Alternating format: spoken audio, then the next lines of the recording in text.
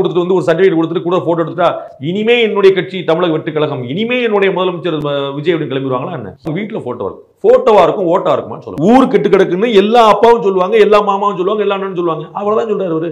கூட அது திமுக கெடுத்துருச்சுன்னு சொன்னாருன்னு, தற்போதைய அரசு சரியில்லைன்னு சொல்லியிருந்தாருன்னு அவர் பாலிடிக்ஸ் சொல்லுவாங்க. அதெல்லாம் பேசினா இங்க வரலன்ட்டார், அதற்கான மேடை இது வரலன்ட்டார். அப்புறம் அது வந்து ஒரு அக்கறை. அது இப்ப மாசம் 1000 ரூபாய் 6 மாசமா 7 மாசமா வாங்கிட்டு இருக்கிறவங்களே போடல. நீங்க மத்தவங்க எப்படி போட்டுருவாங்க? இன்னைக்கு ஒரு நாள் கொடுத்துட்டு வந்து ஒரு சர்டிபிகேட் கொடுத்துட்டு கூட போட்டோ எடுத்துட்டா இனிமே என்னுடைய கட்சி தமிழக வெற்றி கழகம், இனிமே என்னுடைய முதலமைச்சர் விஜய் அப்படின்னு கிளம்பிடுவாங்களா என்ன? ஏன்னா இது வந்து ஒரு சமூக பணி. சமூக பணி ஒருத்தர் செய்யும்போது ஏன் இன்னொருத்தர் எதிர்க்கணும் அதை?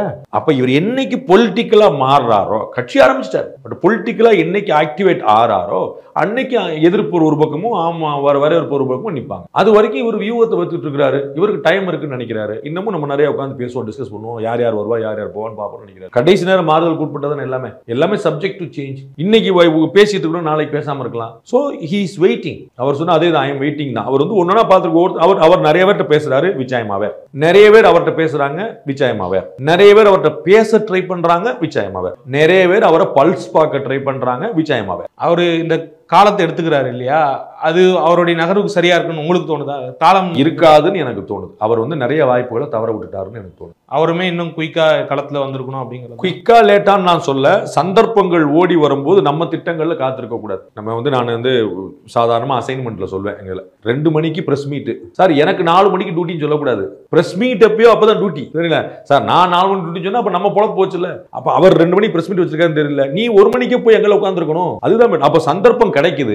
நான் வந்து 2025 மார்ச்ல தான் வரும்னு நினைச்சிட்டு இருக்கிறேன் அப்படி நம்ம சொல்லக்கூடாது. கிடைச்ச சந்தர்ப்பத்தை விடுற மாதிரி உங்களுக்கு ஒரு சந்தர்ப்பம் கிடைக்கும் போது பயன்படுத்திக்க வேண்டியது. அப்புறம் திருப்பி சைலண்ட் மோட் போய்க்க வேண்டியது, அப்புறம் திருப்பி ஆக்டிவ் மோட் போயிடுது, மாறி போய்க்கலாமே. அந்த எதிர்கட்சிகளுக்கு சொன்னதுதான் இவருக்கும் பொருத்தி பார்க்க. ஆமா, உங்களுக்கு நான் கேட்கிற எளிமையான பாயிண்ட்டுங்க. உங்களுக்கு வந்து கள்ளக்குறிச்சி மாதிரி ஒரு சம்பவம் கிடைக்க கூடாது யாருக்கும். இதை விட ஒரு வரலாற்று வாய்ப்பு எங்க கிடைக்கும்ன்ற ஒரு கட்சிக்கு, புரியுங்களா? கள்ளக்குறிச்சியிலே போய் உட்கார்ந்துருக்க வேண்டாமா? கவனம் ஈர்க்கப்படுமா இல்லையா?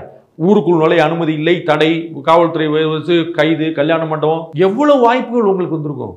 அது நான் எல்லா கட்சியுமே அதை விட்டுட்டாங்கன்னு நான் சொல்ல வரேன். அவங்க வந்து அப்படி அவங்க வந்து போறாங்க வராங்க. நான் ஏற்கனவே சொன்னேன் 3 நாள் இந்த விஷயமே மறந்து எல்லாம் அடுத்த வேலையை பார்க்க போயிடும். 2026 தேர்தல் என்பது திரு இபிஎஸ் அவர்கள் கையில மட்டுமே கிடையாது. சீமான் என்ன பண்ண போறாரு, பாஜக என்ன பண்ண போகுது, விஜய் என்ன பண்ண போறாரு, திமுக கூட்டணி என்ன ஆக போகுது, இத்தனை கேள்விகளுக்கு பதில் இருக்குது. இப்போ பேச்சுக்கு திமுக கூட்டணி அப்படியே இருக்குது, பாஜக பாமக இவங்க எல்லாம் சேரல, ஏடிஎம்கே கூட, விஜய் அவர்கள் வந்து தனியா வந்து சீமான் கூட போயிடுறாரு. இப்படி வந்துச்சுன்னா திரும்ப திமுக தானே வாய்ப்பு. திமுக கூட்டணி உடையுது, இல்லாட்டி விஜய் வந்து ஏடிஎம்கே கூட சேர்றாரு, இல்லாட்டி அதிமுக பாஜக பாமக எல்லாம் ஒண்ணு சேர்றாங்க. இப்படி ஏதாவது ஒண்ணு இப்ப இன்னைக்கு இருக்கிறதுல ஏதோ ஒண்ணு மாறினா தானே ஜெயிப்பாங்களா தோப்பாங்களா பேச முடியும். இன்னைக்கு இன்னும் இருக்குன்னு பார்த்தா இந்த ரிசல்ட் தான் 19ல பாத்துட்டீங்க, 21ல பாத்துட்டீங்க, 24ல பாத்தீங்க, அப்புறம் 26 ரிசல்ட் நீ பார்க்கணும். உங்க ட்ராக் ரெக்கார்டை பார்த்தா சொல்லிடலாம்லங்க. நீங்க 3 எக்ஸாம்ல 30 மார்க் வாங்குனீங்க, அப்ப இந்த எக்ஸாம்ல 33 வாங்கலாம், 99 வாங்க மாட்டீங்கல்ல, அவ்வளவுதான்.